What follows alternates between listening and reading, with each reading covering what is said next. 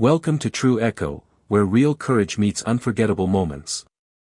In today's story, a hardworking cleaner is humiliated on the street by a wealthy woman in broad daylight, but what she didn't know was that someone powerful was watching. What happens next turns the tables in a way no one saw coming. Stay with us, because by the end of this video, you'll understand what it really means to stand tall, even when the world tries to shrink you. The puddles on Hillpoint Drive were the kind that didn't just soak shoes, they stole your dignity. Kesha Monroe stood at the curb, back sore, feet aching, and the straps of her supply bag biting into her shoulder. Rain had just cleared, leaving behind a cold, slick sheen across the streets of Burlingame, California, a place where driveways were longer than some people's rent terms and gates didn't just keep people out, they made sure you knew you didn't belong. Kesha wasn't trying to belong, though. She was just trying to get home after her last cleaning job. She was damp, but not disheveled. Her navy polo was tucked, her khakis pressed. No matter how tired she was, she always showed up looking clean. It was a kind of silent pride. As she stood near the edge of the sidewalk checking bus times on her phone, she heard the sound, a car engine, low and purring like it was smug about something. She looked up just as the white BMW X5 approached. She knew that car. She knew that woman. Sloane Pembroke, high society, old money, and the kind of woman who clutched her bag tighter just seeing someone like Kesha. Their eyes met for a second. Sloane didn't blink. The car jerked, subtle but sharp, the tire slicing through the largest puddle on the street. The cold coffee-colored water launched up in a wall of filth that splashed all over Kesha's pants, her polo, her bag. The shock of it was instant. The shame? That came a breath later. But even worse was the smirk on Sloane's face just before the BMW glided off like nothing had happened. Kesha stood frozen. Not because she was afraid, but because she was deciding. Deciding whether to scream, cry, or just let it go. She chose none. Her fists stayed clenched, her eyes staring straight ahead. But across the street, someone else had seen everything. Jonas Riek, mid-text, paused. His brow furrowed. He wasn't supposed to be out there, he'd stepped away from a company meeting to breathe for a minute. What he saw made his gut twist. He knew Kesha. Not well, but well enough. She'd come through his nonprofit's workforce program the year before. The girl who took notes, asked questions, never once asked for charity. She wasn't a victim, she was the kind of woman who endured. And now, she was standing there, soaked, embarrassed, and pretending none of it mattered. But Jonas knew it did. So he did what Sloane hadn't, he walked across the street and asked, "Are you okay?" Kesha didn't answer right away. Her lips parted like she was about to speak, but instead, she let out a small exhale and blinked, eyes heavy with the weight of humiliation. Jonas didn't press her. He knew what moments like this did, not just to someone's clothes, but to their pride. Finally, her voice cracked through the silence. "Did you see that?"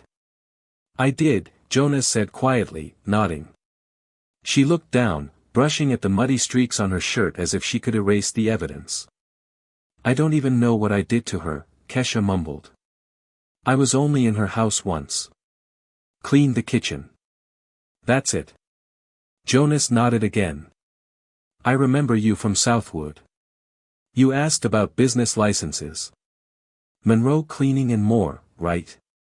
That caught her off guard. "You remember that?" "Of course I do," he replied. "You're not the kind of person people forget." Kesha gave the faintest smile, but it didn't reach her eyes. Her shoulders were still stiff, jaw tight. The shame wasn't leaving easily. "She did it on purpose," she said finally, more to herself than him. "I know she did." She nodded slowly. The conviction in his voice helped anchor hers. It wasn't in her head. It wasn't just water. It was a message. A reminder that in a place like Burlingame, even the rain could be used to keep you in your place. The bus hissed as it approached, slowing to the curb. Jonas offered her a ride, but she declined gently. "I just need to think," she said, and climbed aboard. He watched as the bus pulled away, not out of pity, but out of respect. Back at his office window, Jonas stared at the empty street where it had happened. His fingers tightened around his phone. Sloane Pembroke always had her way in these circles. But there were some things you couldn't let slide. Some acts weren't just petty. They were personal. 2 days later, Kesha stood by her mailbox holding an envelope unlike any she'd ever received. Thick, white, with a gold seal. Her name printed in crisp block letters, Miss Kesha Monroe. For a second, she thought it had to be a mistake. Maybe another bill disguised in a fancy wrapper. But inside was something she hadn't even dared to dream. "We are honored to inform you that you have been selected as a nominee for the 12th Annual Burlingame Civic Honors Gala. Your outstanding commitment to integrity, community service, and professional excellence has not gone unnoticed." She read the letter twice. Then again. Her first thought wasn't excitement, it was disbelief. Her. At a gala? She didn't have a dress, let alone a driver. But sitting at her tiny kitchen table, surrounded by a faint lemon cleaner scent and the hum of her fridge, Kesha felt something she hadn't felt in a while, seen. What she didn't know was that Jonas had nominated her personally. He hadn't just watched that day, he'd remembered every moment since they met. And when Sloane made her move, he'd made his. But over on Gravely Heights Drive, in a house where afternoon wine was as routine as 10 a.m. Pilates, Sloane Pembroke wasn't sipping in ignorance. Her assistant, Bree, had just read out a name on the Civic Honors nominee list that made her blood cool. Kesha Monroe. Sloane repeated, lips curling like the name tasted wrong. "Yeah," Bree said. "She's under community impact. Looks like a recent addition." Sloane said nothing. She just turned toward her window, glass swirling slowly in her hand. She remembered the girl. The silence. The silver tray that tipped, not broken, but enough to remind her who was in charge. The decision to have her removed from all future bookings hadn't been about the tray. It had been about the threat. People like Kesha didn't belong in spaces like this. Or at least, they didn't used to. "Move her seat to the back," Sloane said calmly. "And take her out of the program photo layout." "But that's against." Sloane's glance was sharp enough to slice glass. "Yes, ma'am," Bree mumbled. Sloane smiled, but it wasn't pleasant. It was the kind of smile that said she had no intention of letting the help forget their place, not now, not ever. But what Sloane didn't count on was that the spotlight she tried to control was already leaking light in other directions. The truth had eyes now. And people were watching. The night of the Civic Honors Gala arrived faster than Kesha expected. The letter had been propped on her counter all week like it was too precious to put away. In the days leading up to the event, she'd walked through thrift stores and second-hand boutiques, hunting for something, anything, that said grace without screaming for attention. She finally found it, a navy dress, simple but elegant, just long enough to feel grown but short enough to feel bold. Tasha, her best friend since junior high, braided her hair in a crown and handed her a pair of silver earrings with a wink. "Prom night glam," she'd teased. "You sure I don't look like I'm pretending to be someone I'm not?" Kesha had asked in the mirror. Tasha had only smiled. "Girl, you've always been this. You're just walking in it now." Kesha arrived at the Callahan Grand Hotel alone. The lobby shimmered with polished marble, gold trim, and a crystal chandelier the size of a small car. Her heels clicked softly as she stepped forward to the check-in table. A young volunteer glanced up, flipped a few pages, and handed her a card without much of a smile. "Table 23, she said. Kesha glanced around. Most of the main tables were arranged in the center of the ballroom, near the stage and photographers. Her table? It was tucked into the far right corner, close to the server's station and half hidden by a decorative column. She hesitated, but didn't complain. just nodded and made her way over. The chair wobbled slightly as she sat. A server brushing past didn't even glance her way. Kesha folded her hands in her lap, suddenly aware that her thrifted dress didn't have the weight of designer fabric, that her earrings were from a high school dance, not Tiffany's. But she sat tall anyway. Across the room, Jonas Riek had just finished shaking hands with the mayor. He scanned the tables quickly, and frowned when he spotted Kesha. He weaved his way through the crowd and bent slightly as he reached her. "They stuck you back here?" he asked, voice low. Kesha gave a half shrug. "Maybe they ran out of space." Jonas glanced at the center tables, all with empty seats marked for names more recognizable. "No," he said plainly. "That's not what this is." Before Kesha could reply, a voice rang through the speakers. "Ladies and gentlemen, welcome to the 12th Annual Berlin Games Civic Honors Gala." The room hushed. All heads turned toward the stage where Sloane Pembroke stood, poised and polished in a floor-length black gown with silver embroidery. She smiled like a photograph. "Tonight, we gather to celebrate those who uplift our community, not with headlines, but with heart." Kesha watched, expression unreadable. She remembered that voice. It had once called out instructions in a hallway without ever using her name.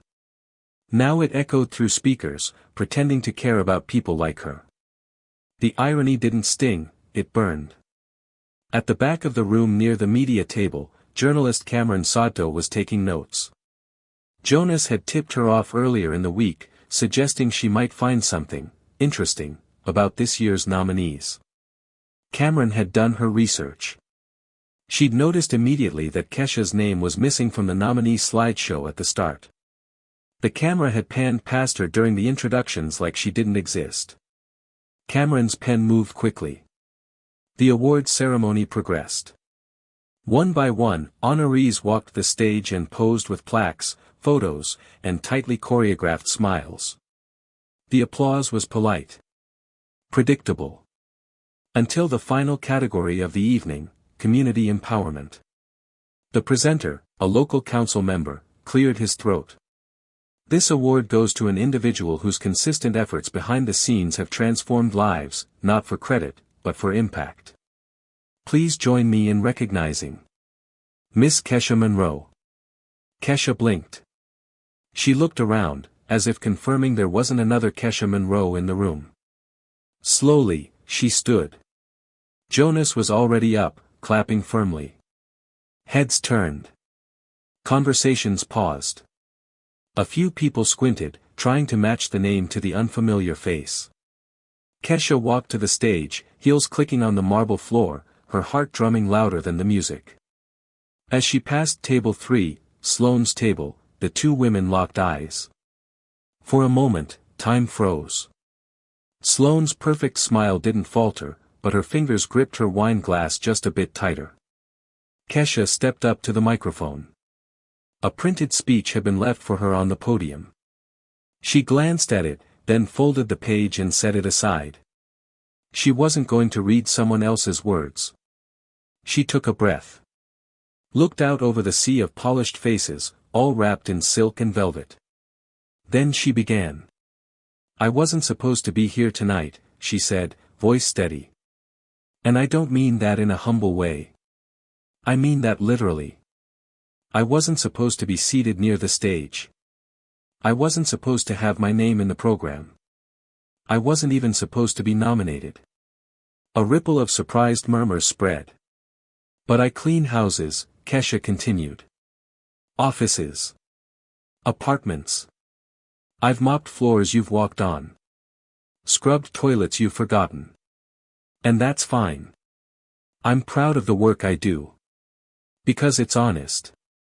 And it's mine." The room was still. "I'm here because someone saw me when I didn't think anyone was looking. Not because I'm special. But because I showed up. Day after day. Hoping that showing up would one day be enough." She turned, eyes falling on Sloane again. "But some people don't like when others start stepping out of the shadows. They use their power to move names off lists. To splash mud, literal mud, on people who don't fit the image. But you know what? Mud washes off. Shame doesn't stick unless you let it. There was a pause. Then the applause started. Slow. Uncertain. But real. Kesha didn't wait for approval. She stepped back from the mic, nodded, and returned to her seat. But everything had changed. The next part. That's where the real shift began. As Kesha made her way back to table 23, the clapping didn't die down, it grew. It wasn't the kind of applause you give out of politeness. It was the kind that meant people had finally heard something they hadn't known they were waiting for. Eyes followed her now, not with pity, not with confusion, but with recognition. A name they'd skipped over minutes ago had just become unforgettable. She returned to her seat, breath steady but heart thundering in her chest. Her hands shook slightly in her lap, not from fear, but from release. It was like exhaling after years of holding her breath. Around her, people she'd never met were craning their necks, trying to see who this woman was. A few were already whispering her name to each other, as if suddenly remembering it from the program, even though it had never been there. Across the ballroom, Cameron Sato's fingers flew over her phone, texting her editor in all caps, "We need to lead with this. Video uploading now." She knew a moment when she saw one, and this wasn't just a moment. It was a reckoning in a navy dress. Sloane, meanwhile, sat motionless. She hadn't clapped. Hadn't stood. Hadn't blinked. Her eyes locked on her half-full wine glass, the red liquid swirling gently in her grasp. The smile she'd worn all night had vanished, replaced with a frozen, unreadable expression. The damage had been done, and for once, it wasn't someone like Kesha who would be cleaning up the mess. She turned to whisper something to Bree, her assistant, who looked more like she wanted to disappear than execute another order. "Get my coat," Sloane murmured. "We're leaving. Now." Bree hesitated. "But, dessert, the mayor." "I said now," Sloane snapped, rising smoothly to her feet before slipping through a side exit. No one followed. No one even noticed. All eyes were on Kesha. Back at the table, Jonas leaned toward her, smiling. "That," he said, "wasn't just a speech. That was a door kicked wide open." Kesha gave a soft laugh, the adrenaline beginning to settle. "I didn't plan to say any of that." Jonas nodded. "That's why it mattered." As the event wound down, people started approaching her one by one. A local councilwoman asked for her card, suggesting Kesha speak at a city youth panel next month. A man who owned a string of real estate offices offered a contract for cleaning services at his buildings. One of the school principals said, "You don't just clean. You change the air in the room." Even the event's photographer returned with a humble expression, apologizing that she hadn't gotten a photo of Kesha earlier, but asking now if she'd pose at the podium again. This time, with the spotlight where it belonged. Back at home that night, Kesha sat on the edge of her bed, dress still on, shoes kicked off. Her phone buzzed with messages from Tasha, who'd watched the live stream and sent a string of "girl" texts in all caps. Her aunt had left a voicemail nearly in tears. "Baby," she'd said, "your mama would have been so proud." But it was one particular message that stilled her. An email. From someone she didn't know. Subject line, "I clean too. Kesha. My name's Raina. I clean houses like you. 12 years. Nobody's ever remembered my name. Tonight, I watched your speech on my phone during my break. I cried. Not 'cause I was sad. Because I felt proud. I just wanted you to know, you weren't talking to that ballroom. You were talking to me. Thank you." Kesha read it twice, then once more. Her throat tightened. This was what it was all about. Not the applause. Not the business offers. But that. One woman on a break, feeling seen. The next morning, the local newspaper hit the stands with a front-page headline. From mop to mic, cleaner's speech shakes civic gala. Beneath it, a photo of Kesha standing at the podium, eyes lit with fire, voice caught mid-truth. The article, written by Cameron Sodto, didn't mince words.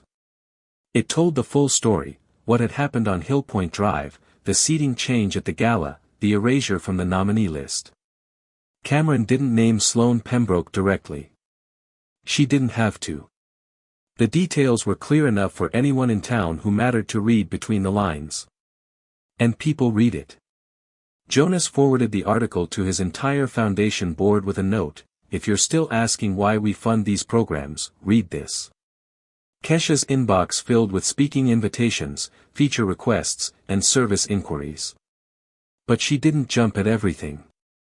Instead, she launched her long-planned website that same week, MonroeCleaningandMore.com. Simple. Professional. Hers. She included a mission statement, a clean space is more than dust-free, it's a place to start again. Room by room. Clients booked out her calendar for months in advance. A boutique in Santiago even offered to sponsor her next event look. But it wasn't about the clothes anymore. Meanwhile, over on Gravely Heights Drive, Sloane Pembroke wasn't opening her front gate for photographers anymore. She hadn't made a public comment. No press release. No apology. The silence spoke volumes. Her name still opened doors, but fewer of them now. Even the women at her weekly brunch had shifted subtly away from her. Because no one wanted to be caught standing next to the splash. The ripple from Kesha's speech didn't stop at the city limits. Within a week, her video had made its way from local news to national platforms, first a community blog, then a viral feature on a popular Inspirational Instagram page. By day 10, it was on the homepage of a major lifestyle site under the headline. She was splashed with mud by a rich woman, her response left a room of elites speechless. The video had been clipped and shared hundreds of times, her words resonating far beyond the polished ballroom of the Civic Gala. What struck most viewers wasn't just the dignity with which Kesha had carried herself, it was the honesty. She hadn't begged for attention or gone viral out of outrage. She had simply refused to be erased. And people were tired of being erased. At the Southwood Community Center, the same place Kesha once sat quietly at the back of the room taking notes, she now stood at the front. A flyer on the bulletin board read, "Workforce Rising, a conversation with Kesha Monroe. From cleaning houses to changing rooms." Inside, the room was packed. Some faces were familiar, local residents, women she'd worked beside. Others were new, students, young professionals, even a few city officials who suddenly remembered they'd once seen her name. She wore her uniform, by choice. The same navy polo, pressed. The same khaki pants, cleaned. She wasn't trying to impress anyone. She was showing them that she hadn't changed. She'd just been revealed. "You don't have to wear a suit to be respected," Kesha said, standing at the podium. "You just have to respect yourself long enough for others to catch up." The room buzzed with quiet, genuine applause. In the back, Tasha leaned against the wall with her arms crossed, beaming. After the crowd cleared, she made her way to Kesha with a knowing look. "You were always built for more," she said. Kesha chuckled softly. "I just had to stop waiting for permission." Meanwhile, Jonas Riek had become something of a quiet ally turned advocate. After the gala, he pushed through a proposal for a city-funded grant initiative specifically for underrepresented service entrepreneurs. It passed. When asked what inspired it, he simply said, "We've had leaders in this community all along. We just haven't been looking in the right rooms."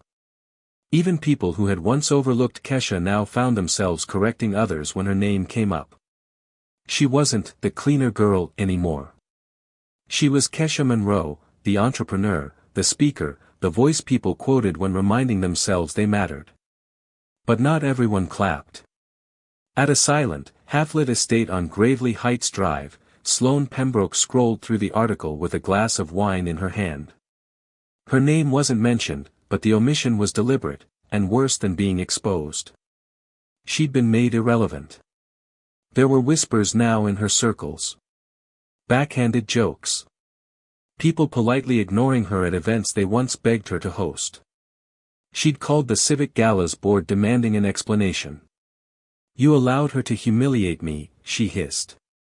But the board member on the other end, once deferential, had sighed. "You humiliated yourself, Sloane. We were just too polite to say it out loud before." Sloane had slammed the phone down. Her world hadn't collapsed, it had simply shrunk. The same way she had tried to shrink Kesha.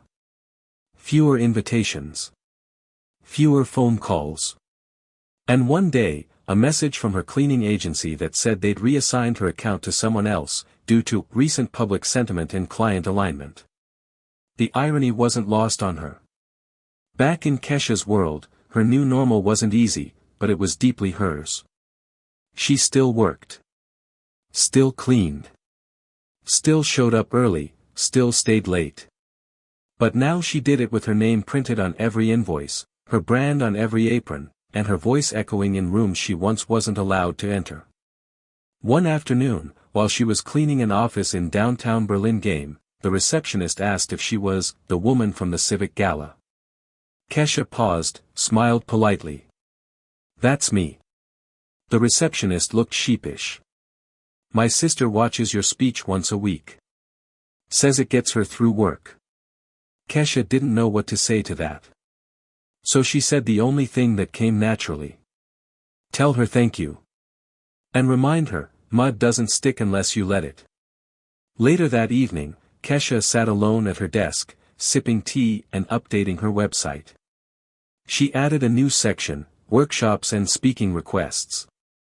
Not because she was chasing the spotlight, but because she now understood how dangerous it was when voices like hers weren't heard.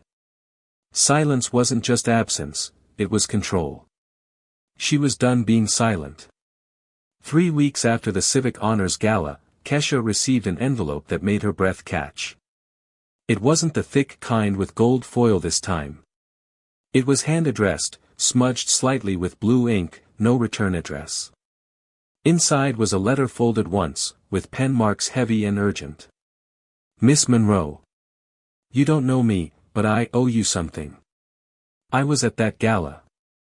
I've worked for the Pembroke family for years, off the books, sometimes for less than minimum wage. I saw the look on Sloane's face that night when you spoke. She's not used to being reminded she's human. You said what I've been thinking for a long time. That we aren't invisible. That we aren't powerless. I quit the next morning. First time I've ever walked away from someone who looked at me like dirt. Thank you for helping me believe I didn't have to stay small." Kesha stared at the letter, heart heavy. Not with sadness, but with realization. Her story had become something bigger than herself. Her voice wasn't echoing in isolation anymore. It was traveling. It was landing. It was giving others permission. That week, Kesha received 5 more letters like it. One from a hotel housekeeper in Sacramento.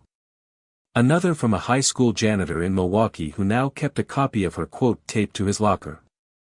They were all saying the same thing in different ways: "You reminded me that I matter."